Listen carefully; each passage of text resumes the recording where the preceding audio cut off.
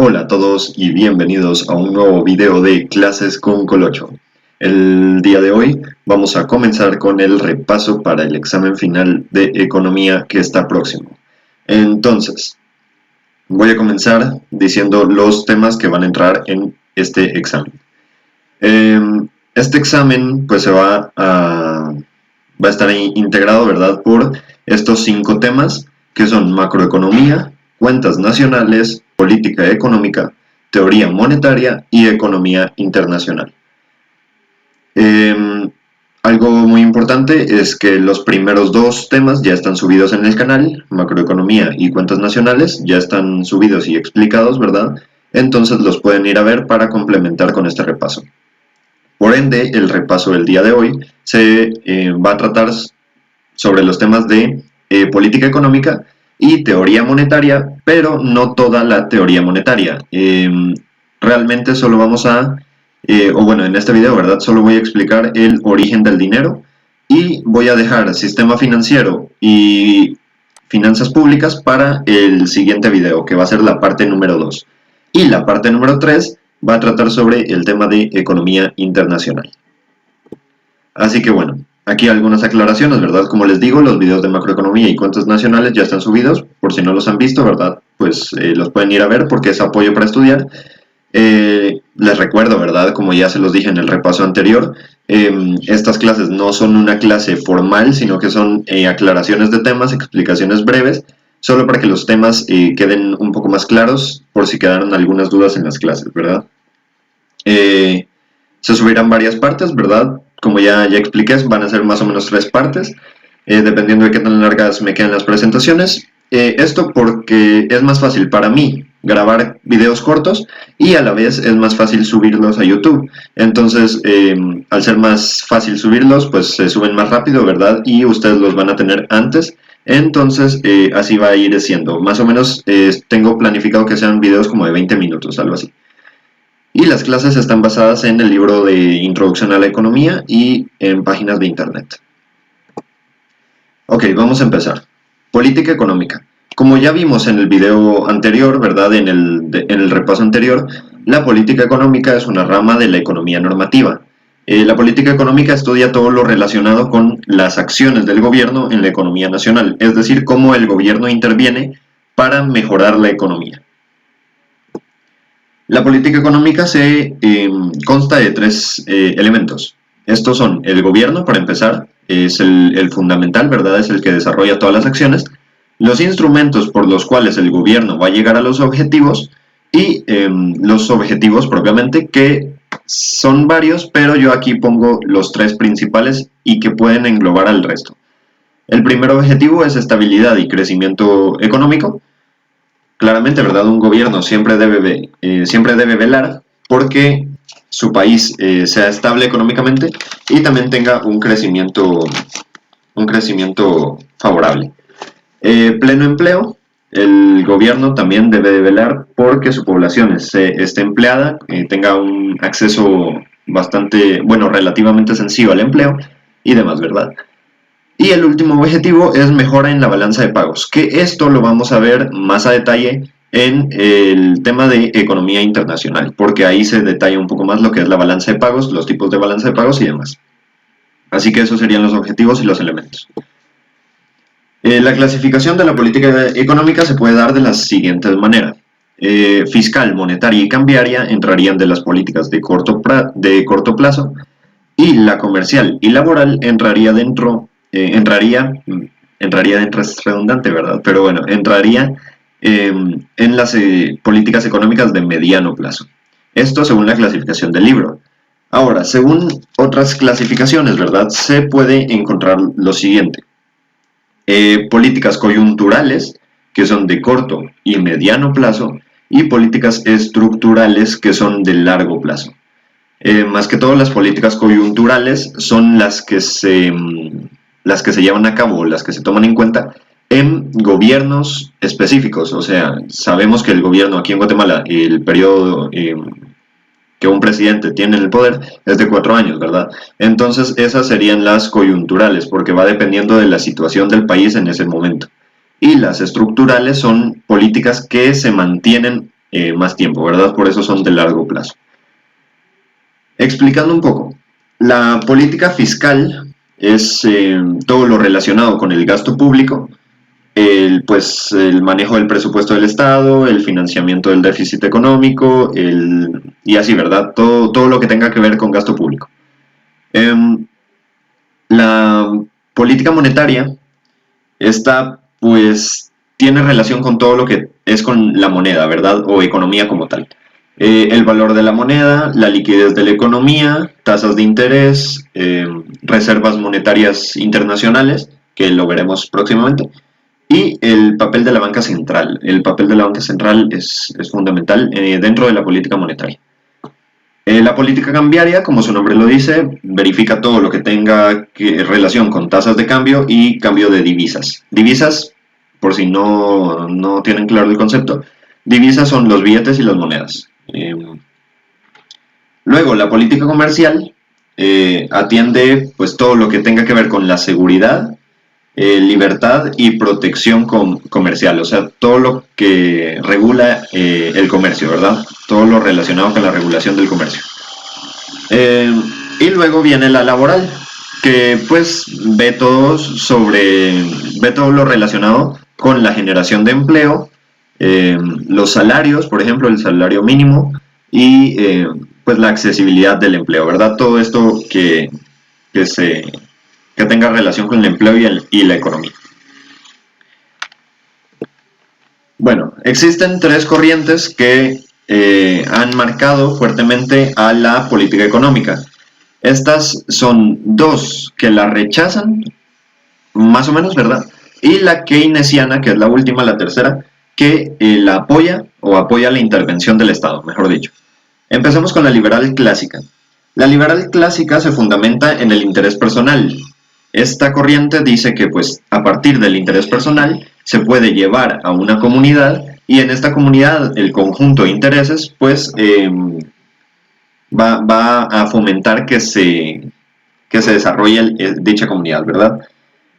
Todo esto guiado por una mano invisible. El concepto de mano invisible es un poco complejo, lo pueden investigar, ¿verdad? Que yo aquí no lo tengo en la clase. Prácticamente todo esto, ¿verdad? Como les digo, el interés personal, después a la comunidad y la comunidad se desarrolla, guiados por la mano invisible, no apoya la intervención del Estado. La mano invisible, más que todo, es solo un empuje que las personas tienen como de interés, ¿verdad? Para participar en la economía. Las empresas, en esta corriente liberal clásica, las empresas se deberían manejar conforme a los cambios del mercado y no por las regulaciones del Estado.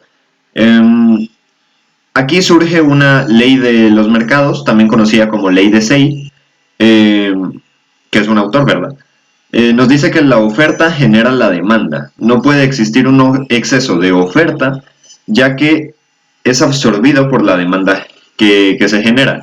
Es decir, que nunca se va a producir más porque ya existe una demanda específica, entonces se va a producir en relación a esa demanda.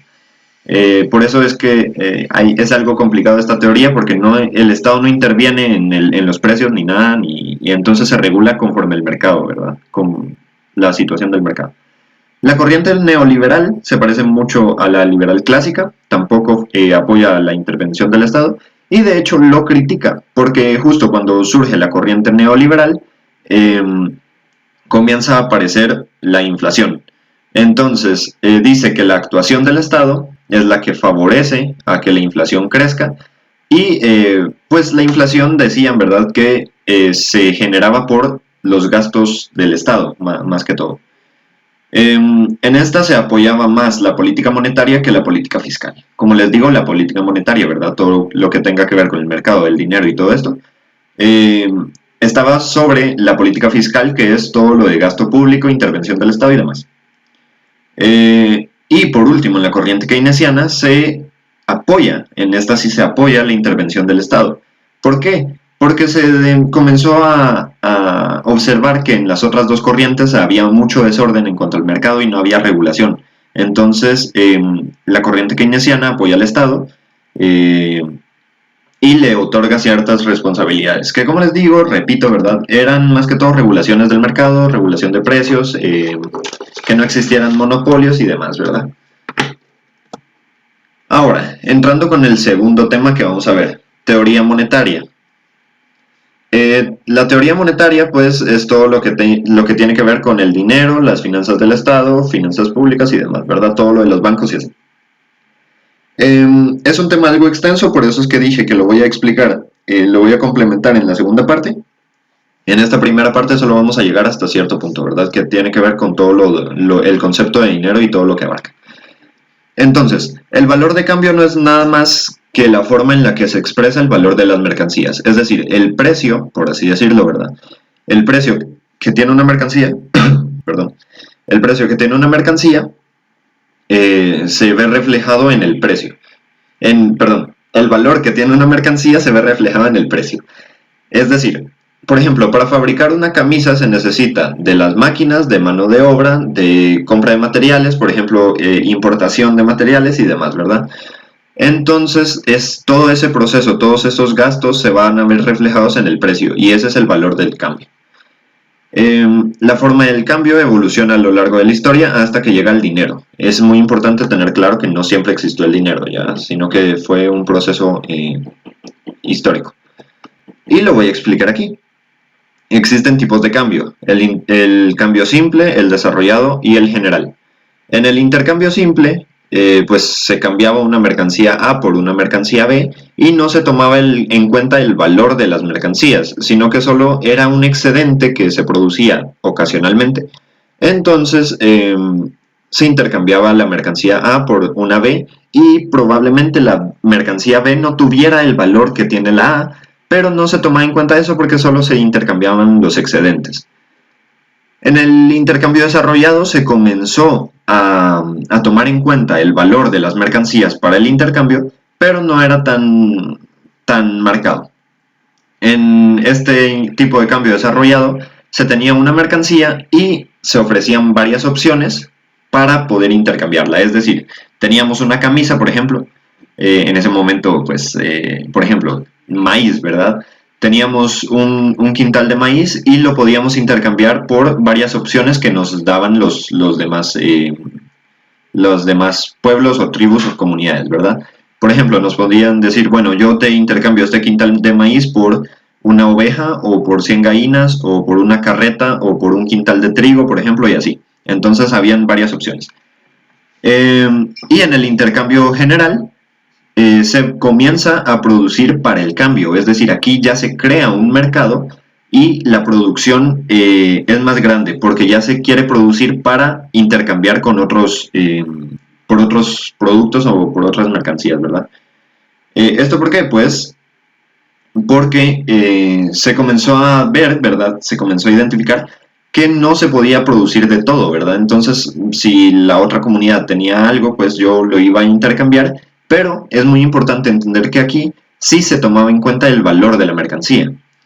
Entonces, para no crear conflictos de hacer muchas transacciones hasta llegar a lo que queríamos, eh, se creó un equivalente general. Este equivalente general era un producto, una mercancía que todos podían tener y que se intercambiaba por cualquier cosa. A partir de aquí comenzó a surgir la idea del dinero que inicialmente se tomó como metales preciosos, es decir, plata y oro, los más comunes. Entonces esos dos metales se cambiaban por las mercancías y cuando ya tenías estos metales, ¿verdad? Pues podías seguir intercambiando sin necesidad de estar intercambiando por muchas transacciones. Ahora tenemos las funciones del dinero. Una vez creado el dinero, el concepto del dinero y el dinero físico, se crean, surgen las funciones que tiene este mismo. Primera función, medida de valores.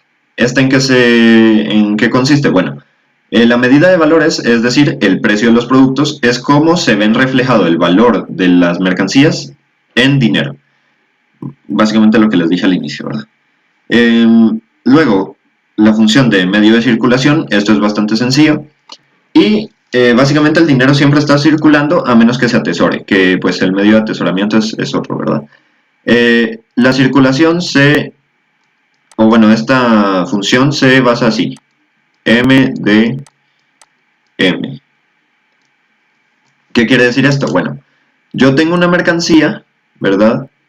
La voy a intercambiar por dinero y luego este dinero lo voy a usar para comprar otras mercancías.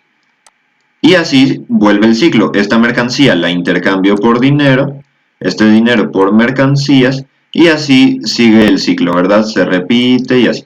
Entonces es medio de circulación de las mercancías. El dinero nos sirve para estar cambiando mercancías, ¿verdad? Por ejemplo, yo tengo una camisa, la vendo, con ese dinero me voy a comprar comida, esta comida, por ejemplo, ¿verdad? Me refiero a comprar comida para producir también, ¿verdad?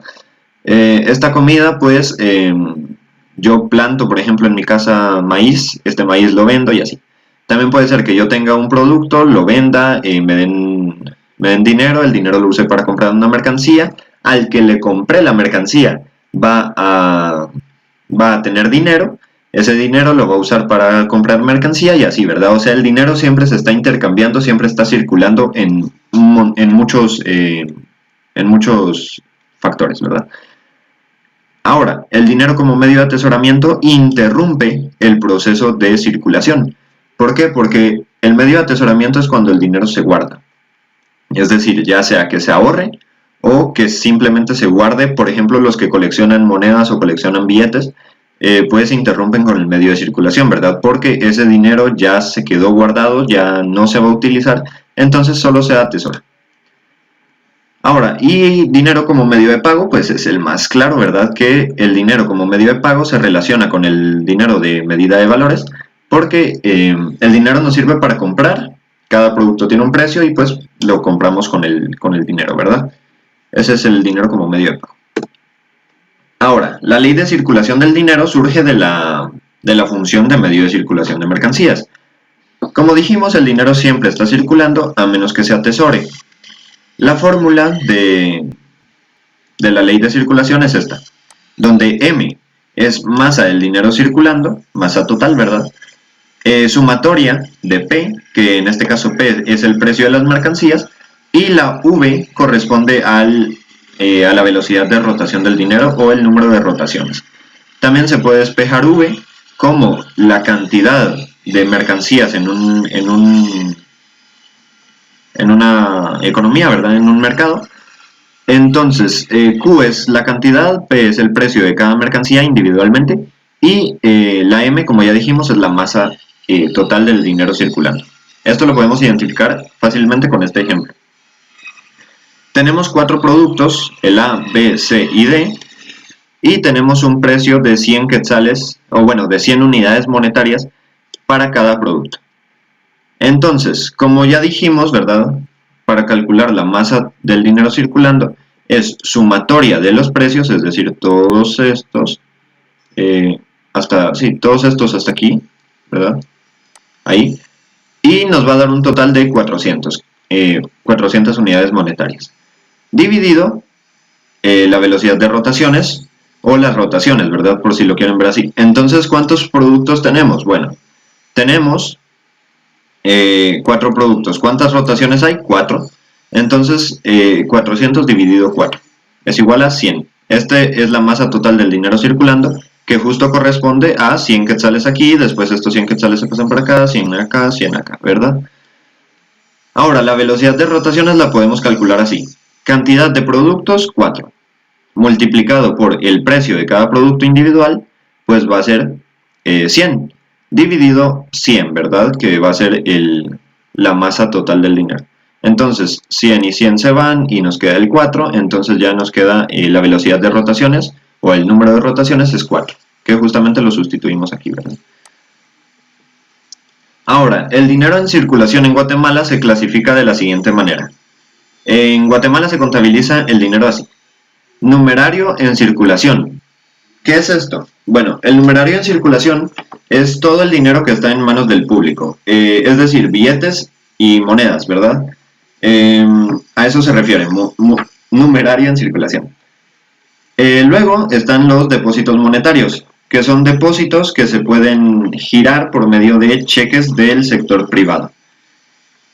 El medio circulante, esto El medio circulante es la sumatoria de estos dos anteriores, del numerario en circulación y depósitos monetarios, y se le conoce también como M1. Luego viene el cuasidinero. El cuasidinero son depósitos de ahorro y depósitos de plazo. Y por último están los medios de pago, que son, medios de pago o M2, es la suma del M1 más el cuasidinero. Esto pues también abarca el M2, ¿verdad? Abarca la liquidez de la economía, oferta de dinero o dinero ampliado. Entonces, como repaso, ¿verdad? Numerario en circulación es el dinero en manos del público, monedas y billetes. Y también el numerario en circulación, monedas y billetes, ahí estamos. Depósitos monetarios son, como ya dije, depósitos girables en cheques del sector privado. El medio circulante M1 es la suma de estos dos. El cuasidinero está integrado por depósitos de ahorro y depósitos de plazo, y los medios de pago son los medios circulantes y el cuasidinero sumados.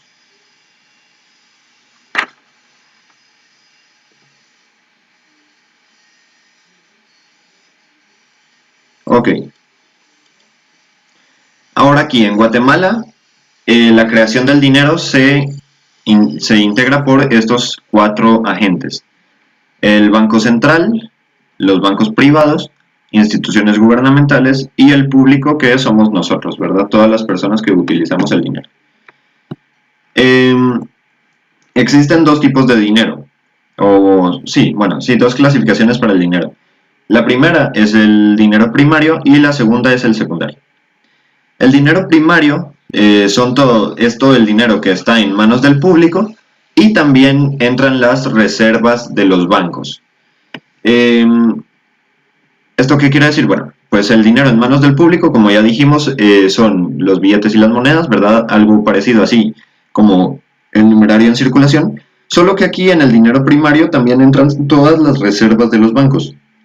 Aquí pueden estar los lingotes de oro, de plata, el dinero en billetes y monedas, ¿verdad? O las divisas, como se les llama.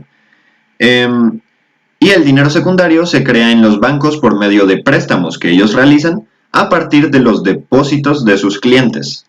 Esto es bastante interesante. Entonces se amplía un poco más el tema. Aquí se demuestra el cálculo del dinero secundario. Como ya expliqué, el dinero secundario se crea por medio de préstamos a partir de depósitos de los clientes, ¿verdad? En los bancos. Entonces, la fórmula es esta. Depósitos totales va a ser igual a K multiplicado por depósitos iniciales. La K es un multiplicador bancario. La K tiene esta fórmula, que es 1 dividido la tasa de encaje legal, que se representa por medio de una E. Para que lo entiendan mejor, les voy a dar el siguiente ejemplo. Tenemos que Carla deposita 1000 quetzales en el banco A. El encaje legal es del 10%. Esto de encaje legal es la E que teníamos en la fórmula de K, ¿verdad? Entonces, el depósito inicial va a ser 1000 quetzales, ¿verdad? Depósito inicial. Perdón que queda algo así, pero bueno. Depósito inicial. La tasa de encaje legal es del 10%, entonces ya el banco A tiene depositados 1000 quetzales. Llega Juan al banco A y quiere pedir un préstamo porque se quiere comprar una bicicleta. El banco A le da un crédito de 900 quetzales. ¿Por qué 900? Porque se tienen que quedar con el 10% de encaje legal. 10% de 1000 pues es 100, ¿verdad? Entonces les van a dar 900. Juan se compra su bicicleta y la tienda en donde se compró la bicicleta deposita estos 900 quetzales que costó la bicicleta en el banco B. Ahora el banco B puede prestar ese dinero, y justamente llega Mario que quiere pedir un préstamo y el banco B le da 810 quetzales. ¿Por qué 810? Como ya dije, la tasa de encaje legal es lo que se tienen que quedar los bancos, ¿verdad? O sea, lo tienen que guardar. Entonces el 10% de 900 es 90, entonces les dan 810 quetzales. y así sigue el ciclo. Entonces, despejando la fórmula, ¿verdad? Depósitos totales va a ser igual a K, que sería 1 sobre el 0.10, que es el 10%, ¿verdad?